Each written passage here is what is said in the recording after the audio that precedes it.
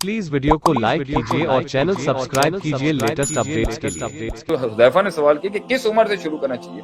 बचपन से शुरू करना चाहिए। बचपन से डालेंगे ना उसके अंदर कि तू है, तू ये है, तू मस्जिद भी जाएगा, तू नमाज भी पढ़ेगा। उसे बचपन से उसकी वैल्यू स्ट्रॉन्ग की जाएगी ना कि तू एक आम इंसान नहीं है, तू मुसलमानों का बच्चा है, तू शेरों का बच्चा है, तेरे बाप दादों की ये लेगेसी है।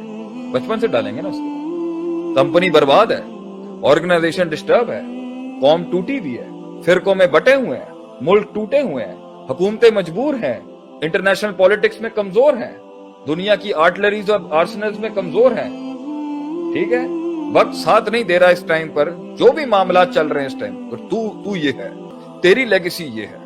तूने अपने साथ के अंदर इतना इंस्टिगेट करना है, तूने इतना पुटअप करना है उस सोच को जो 1440 साल पहले मक्के से शुरू हुई। ये सब चीजें डालेंगे। तूने अगर किसी भी मैदान में उतरना है, अपने पर्सनल मैदान में भी उतरना है, तो तू अकेला कैसे आ सकता है? तू एक सोच के साथ आएगा कि फत्तकुल्लाह मस्ततातुम के तहत मैंने इतना हिलाना है। जाया कैसे कर सकता है?